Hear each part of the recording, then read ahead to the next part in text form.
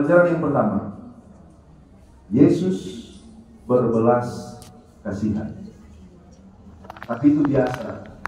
Saudara sudah tahu itu. Yang luar biasanya adalah itu. Yesus berbelas kasihan bahkan kepada orang-orang yang dia tahu tidak akan menghargai kebaikan.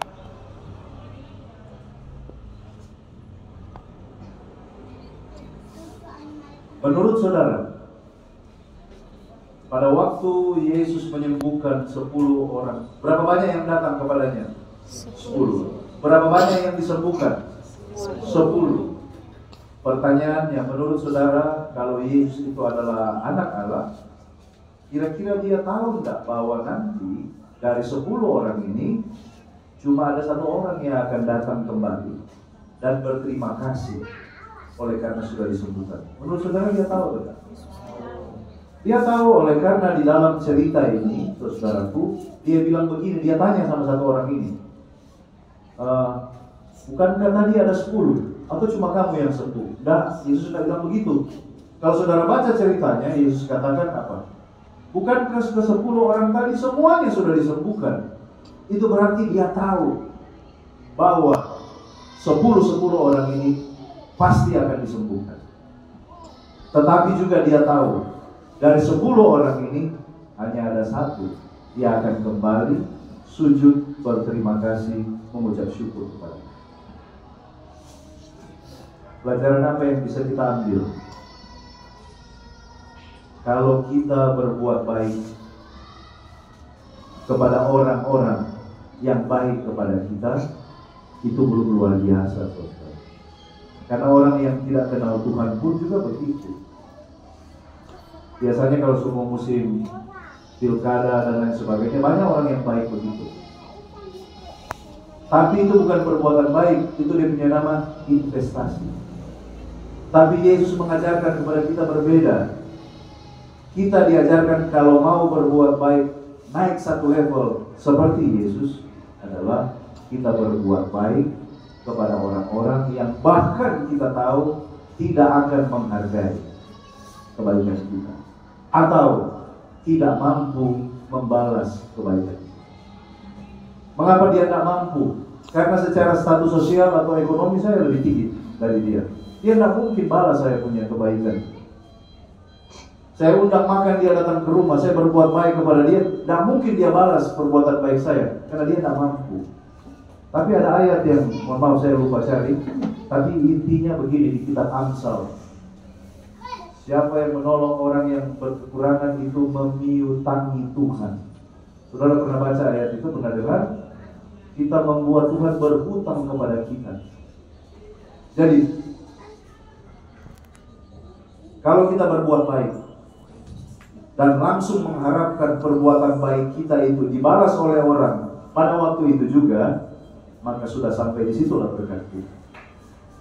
Tapi kalau kita berbuat baik dengan tidak mengharapkan orang itu bisa membalas kebaikan kita, maka itu berarti kita sementara menunggu nanti Tuhan yang balas perbuatan baik kita. Ya terserah saudara mau suka berkat yang mana.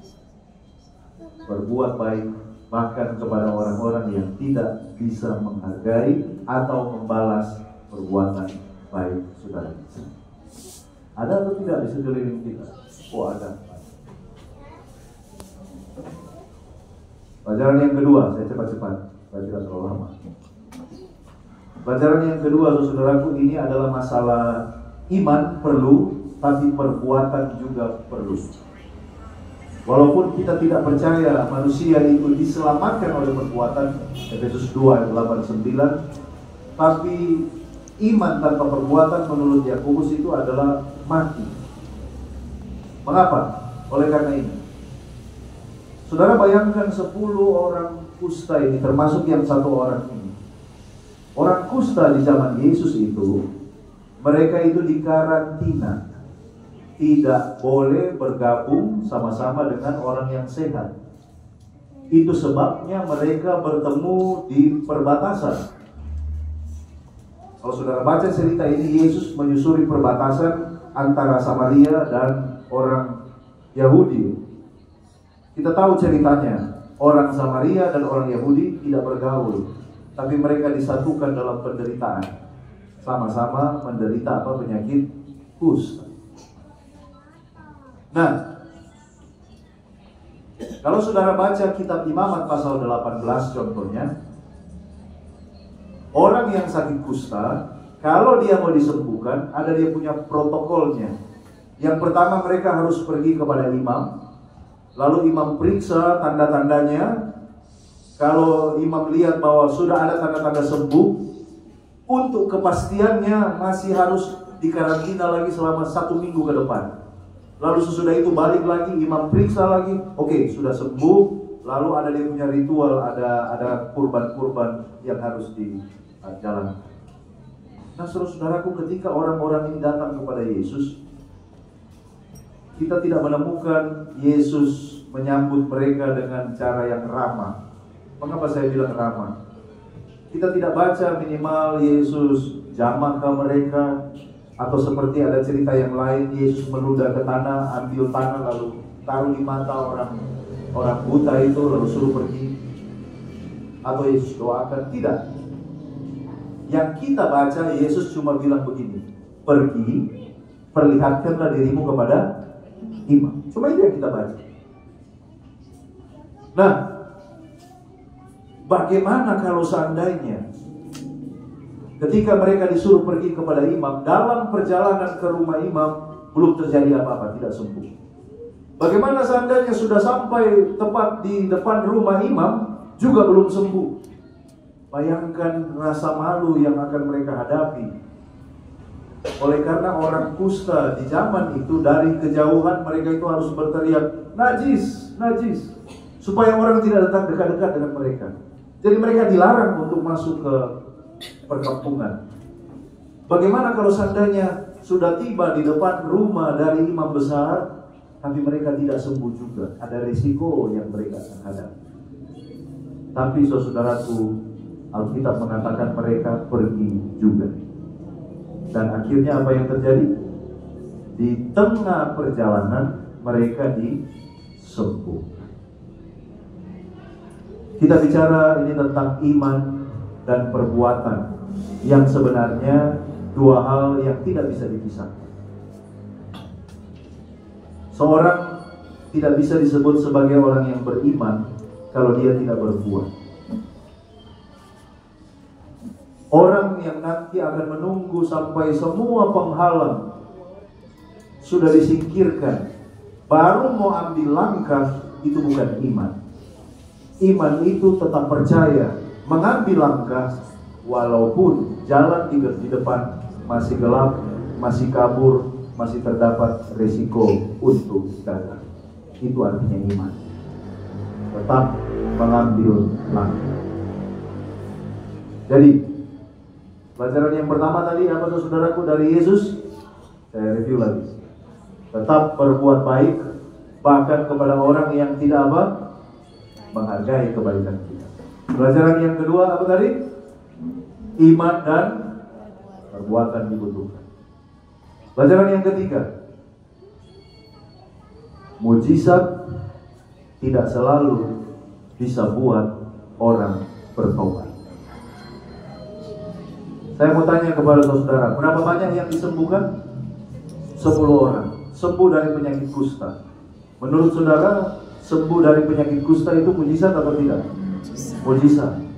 Pertanyaan, berapa banyak orang yang datang kembali berterima kasih, sujud, menyembah kepada Yesus? Cuma 1 orang. Ini membuktikan bahwa mujizat tidak selalu bisa buat orang bertobat. Itulah sebabnya mengapa di gereja Advent, itu bukan berarti tidak ada mujizat. Ada, tapi kita tidak menggunakan mujizat sebagai sesuatu yang diperjualbelikan sebagai nilai jual kita. Mengapa KKR kita, kebaktian kebangunan rohani kita, kursinya cuma sedikit, tidak full juga. Tapi coba kalau judul KKR-nya KKR kesembuhan ilahi, tidak cukup, harus bikin di lapangan. Betul? Orang tertarik kalau yang namanya kesembuhan, mujizat, tanda ajaib. Ada 2 cerita saya mau kasih kepada saudara, tapi karena waktu Saudara dengar saja. Di Yohanes pasal 6 ayat 1 dan ayatnya yang kedua mengatakan, banyak orang datang berbondong-bondong mengikuti Yesus oleh karena mereka melihat mujizat-mujizat yang dilakukan oleh Yesus Kristus. Banyak orang datang. Yesus buat mujizat, memberkati 5 roti 2 ikan, orang boleh makan. Tapi di pasal yang sama, saudaraku, kalau saudara baca, Yesus berkhotbah. Dan khotbah Yesus itu keras. Dan ketika khotbah itu keras, sama seperti kalau pendeta khotbah keras di jemaat, ada yang bilang begini, aduh, terlalu keras ini khotbah. Dan akhirnya di bagian akhir dari Yohanes pasal 6, mungkin pendeta boleh tolong buka kalau saya tidak salah, Yohanes pasal 6 ayat 66. Mau dipastikan saya. Banyak yang Mulai dari waktu itu, saudaraku, Alkitab katakan, mulai dari waktu itu, banyak dari murid-muridnya tidak lagi mengikuti dia. Betul? Ayatnya pendeta? Betul ya? Ayat 66. Jadi saudaraku, berapa banyak yang mengikuti Yesus di Yohanes 6 ayat 1 dan 2? Banyak berbondong-bondong. Apa alasan mereka mengikuti Yesus? Karena tertarik melihat mujizat yang dia lakukan. Tapi ketika khotbah Yesus keras, menusuk, Alkitab mengatakan mulai dari waktu itu, banyak dari murid-muridnya tidak lagi mengikuti dia. Karena tertarik kepada apa? Mujizat. Nah, itu contoh bahwa mujizat, pelajaran yang ketiga apa? Mujizat tidak selalu bisa buat orang bertobat. Saya kasih contoh satu lagi ya, supaya saudara masih ingat pada waktu Yesus ditangkap di Taman Getsemani. Ada satu orang, dia adalah serdadu. Cuma ada di kitab Markus yang kasih dia punya nama. Namanya adalah Malkus. Pada waktu Petrus melihat bahwa Yesus tidak melakukan perlawanan apa-apa, Petrus mau coba jadi pahlawan dan mau tolong Yesus. Dia ambil pedang dari Malkus dan dia potong di mana? Sebenarnya dia mau cari leher, tapi ya mungkin karena security jadi cuma dapat apa? Telinga mungkin ya. Putus telinganya. Yesus tegur Petrus dengan sangat keras. Lalu apa yang Yesus lakukan? Dia ambil telinga itu, tanpa anestesi, tanpa jahitan, dia sambung, pendarahan berhenti saat itu juga. Mujizat enggak itu, saudara? Tapi apa yang dilakukan oleh Malkus? Apakah dia bertobat? Nah, tetap dia ikat Yesus, bawa ke hadapan imam besar. Mujizat tidak selalu bisa buat orang bertobat. Itu sebabnya sebaiknya jangan bikin perjanjian dengan Tuhan. Tuhan, kalau saya punya bisnis diberkati, ini mujizat, baru saya mau setia kepada Tuhan. Tuhan, kalau saya punya sakit ini disembuhkan, saya mau setia kepada Tuhan. Saya tidak menganjurkan, saudara. Walaupun ada juga orang berdoa minta tanda, karena mereka pakai seperti Gideon di kitab Hakim-Hakim. Tapi tahukah saudara, itu bukan contoh yang benar. Itu oleh karena situasi masa itu ya memang tidak ada orang lain. Cuma Gideon yang terbaik yang bisa Tuhan pakai. Tapi itu adalah tanda bukti kurang iman. Nanti mau minta tanda dulu baru apa? Ikut Tuhan. Hati-hati saudara. Iman yang terbaik itu adalah seperti Sadrak, Mesak, dan Abednego. Allah yang kami sembah sanggup melepaskan kami, tetapi sekiranya tidak. Nah, itu saudaraku adalah bukti iman yang besar. Kalau Tuhan mau berkati, Tuhan jawab, Tuhan sembuhkan, puji Tuhan. Tapi kalau tidak, Dia selamatkan saya, Dia mengasihi saya, Dia mati untuk saya, Dia izinkan saya kenal kebenaran, saya terima kebenaran, dosa-dosa saya sudah diampuni. Itu semua sudah lebih dari cukup. Amin. Pelajaran yang pertama, ulang, berbuat baik walaupun kebaikan kita tidak dihargai. Yang kedua, iman dan perbuatan perlu. Yang ketiga, mujizat tidak selalu bisa buat orang bertobat. Yang keempat, ucapan syukur itu adalah respon karena kita telah lebih dahulu menerima kasih karunia Tuhan. Orang Samaria ini dia berterima kasih karena dia sudah menerima kesembuhan dari Tuhan. Itu responnya, mengucap syukur. Maria mengucap syukur hari ini karena sudah diberkati oleh Tuhan di masa yang lalu. Berapa banyak dari saudara yang bawa persembahan persepuluhan di gereja? Pilih supaya saudara diberkati atau karena saudara sudah diberkati? Mana yang betul? Karena saudara dan saya sudah diberkati, bukan supaya salah kita punya motivasi kalau kita bawa sesuatu di gereja, terlibat dalam pekerjaan Tuhan, menyumbang karena supaya saya diberkati. Salah.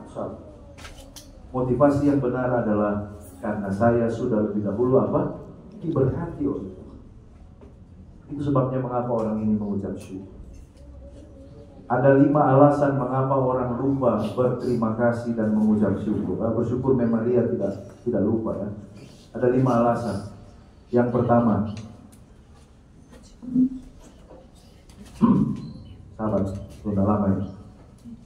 Jauh-jauh dari Manado jadi sabar ya. Yang pertama, ada 5 alasan mengapa orang tidak atau lupa berterima kasih, seperti 9 orang. Yang pertama, menganggap biasa berkat Tuhan. Karena sudah terlalu biasa, makanya tidak dihargai. 2 atau 3 tahun yang lalu saya punya sepupu, dia tinggal di Jakarta. Dia meninggal di usia 17 tahun. Dia lahir dengan suatu kelemahan, cacat. Cacatnya adalah dia punya, dia punya otot di bagian pengeluaran itu, anus itu tidak cukup kuat untuk mendorong kotoran untuk keluar. Jadi saudaraku, dia itu kadang-kadang buang air besar 2 minggu atau 1 minggu 1 kali. Itu pun harus dipancing oleh orang tuanya. Saudara mengerti saya maksud dipancing? Maksudnya dibantu supaya bisa buang air besar. Dan umur 17 tahun akhirnya dia meninggal. Itu saudara bisa bayangkan selama 17 tahun kehidupannya. Buang air besar susah. Nah, saya mau tanya saudara yang tadi pagi bisa duduk jongkok di kamar mandi, berapa banyak yang keluar dari kamar mandi dan berteriak haleluya, puji Tuhan, normal? Ada? Ada enggak? Kenapa? Kenapa saudara? Karena sudah terlalu biasa. Tapi orang lain saudaraku susah. Malah yang lain harus pakai stoma karena kanker usus, jadi buat pembuangan sendiri keluar dari jendela. Saya punya papa dulu, biar saya tahu. Tapi kita, berapa banyak dari kita yang tadi pagi bisa normal di kamar mandi dan saudara katakan haleluya, puji Tuhan, masih bisa dilakukan secara normal? Tidak ada, saya tidak. Karena apa saudara? Menganggap terlalu biasa berkat Tuhan. Karena sudah terlalu biasa, dianggap itu bukan sebagai apa? Berkat. Itu masalahnya. Yang kedua, saya mau cepat-cepat, terlalu sibuk.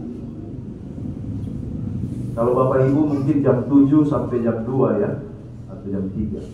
Kalau orang kantor jam 8 sampai jam 5 kesibukannya. Betul. Tapi masalahnya banyak orang sudah pulang di rumah pun tetap masih pikir-pikir pekerjaan. Terlalu sibuk pikir pekerjaan. Mungkin mau persiapan mengajar, mengolah nilai, cek ujian. Saya tahu, saya dosen. Sampai tidak punya waktu hari itu untuk diam sejenak dan mengatakan, Tuhan, terima kasih berkat hari ini, saya masih sehat, saya selamat, saya masih boleh kerja, saya masih boleh mengajar, saya masih boleh jadi berkat untuk anak-anak didik di ruang kelas saya. Lupa, karena terlalu apa saudara? Terlalu sibuk dalam hidup ini. Yang ketiga, karena memang kurang kesadaran. Bahasa lainnya adalah memang tidak tahu berterima kasih. Orang tipe begini, saudaraku, jangankan kepada Tuhan yang tidak kelihatan, sesama manusia saja yang kelihatan kadang-kadang dia lupa bilang terima kasih. Saya juga begitu kadang-kadang, lupa bilang terima kasih. Ini dua kata yang sederhana, tapi kadang-kadang kita lupa bilang terima kasih. Jangan saudara merasa tabu bahwa yang ucapkan terima kasih itu harus guru biasa kepada kepala sekolah. Kepala sekolah tidak boleh. Atau harus siswa kepada guru, guru kepada siswa tidak boleh. Atau harus anak-anak kepada orang tua kepada anak-anak tidak boleh. Tak. Saudaraku, kita bisa ucapkan terima kasih kepada siapa saja. Teristimewa kepada Tuhan. Yang keempat, mengapa orang tidak berterima kasih adalah oleh karena kesombongan. Dia pikir apa yang dia nikmati hari ini itu oleh karena hasil kerja kerasnya, oleh karena kepintarannya, oleh karena usahanya, oleh karena keringatnya. Jadi dia pikir, mengapa saya mau berterima kasih? Berterima kasih kepada siapa? Ini saya punya usaha. Tapi saya yakin di antara guru-guru di sini tidak ada, ya. Amin. Sedikit amin, ya. Mungkin ada berarti, ya. Yang kelima, mengapa orang lupa berterima kasih? Oleh karena pikiran negatif. Mengapa pikiran negatif, saudaraku? Oleh karena dia terlalu sibuk menghitung berkat orang lain. Kan lagunya bilang begini, hitung satu-satu berkatnya. Begitu tahu lagu itu bilang? Atau bagaimana, saudara? Berkatmu, jangan hitung orang lain berkat. Karena saudara hitung orang lain berkat, dia sudah bisa mobil baru, dia beli rumah baru, dia beli horden baru, dia beli sofa baru. Saudara lupa berkat yang ada di dalam rumahmu sendiri. Amin? Jangan bilang amin, itu tak bagus, ya. Cuma pancing saja. So, saudaraku, pikiran negatif. Karena terlalu fokus melihat berkat orang lain, lupa mensyukuri berkat yang ada di rumah sendiri. Ada ilustrasi tentang gelas. Saudara bisa lihat gelas yang setengah terisi ini, saudara bisa bilang itu setengah kosong atau setengah apa? Penuh. Tergantung perspektif masing-masing, persepsi masing-masing. Setengah penuh atau setengah kosong. Nah, orang yang bersyukur selalu ada alasan untuk melihat, ya mungkin saya tidak seperti dia, tapi bersyukur, saya masih bersyukur dibanding orang yang lain yang tidak seberuntung saya. Selalu ada alasan untuk bersyukur. Tapi orang yang tidak bersyukur, saudaraku, selalu membanding-bandingkan dirinya dengan orang lain. Jadi inilah 5 alasan mengapa kadang-kadang orang tidak bersyukur. Itulah sebabnya mengapa mungkin dari 10 orang ini cuma 1 yang datang berterima kasih. Saya tutup, saya punya Alkitab sudah mau selesai. Mazmur 145 ayat 1 dan 2 mengatakan, aku mau bersyukur kepada Tuhan setiap hari. Jadi saya percaya Maria bukan cuma ulang tahun, tapi bersyukur setiap hari. Amin, men? Kita juga, saudara, bersyukur setiap hari. Dan tahukah saudara, bersyukur sederhana tapi dapat mematahkan pencobaan setan kepada kita. Setan akan datang di telinga saudara, membuat saudara menangisi saudara ke keadaan sekarang, membuat saudara mengeluh kepada atasan, mengeluh kepada gereja, dan lain sebagainya. Tapi kalau saudara tidak menangisi keadaan dan berusaha untuk bersyukur dengan apa yang saya nikmati hari ini, maka rantai-rantai setan itu diputuskan. Apa DP bukti? Buktinya adalah Paulus dan Silas di Kisah Para Rasul 16. Sementara tangan mereka dibelenggu, kaki mereka dibelenggu, Alkitab mengatakan mereka menyanyikan puji-pujian. Tiba-tiba terjadi gempa bumi, engsel-engsel pintu penjara terbuka, rantai yang ada di tangan dan kaki terlepas. The power of praise, kuasa dari pujian, melepaskan rantai-rantai belenggu setan. Oleh karena itu, jangan anggap enteng masalah bersyukur, berterima kasih. Sudahkah saudara dan saya bersyukur hari ini? Kalau masih lupa, mari kita ambil waktu bersyukur kepada Tuhan. Amin. Amin.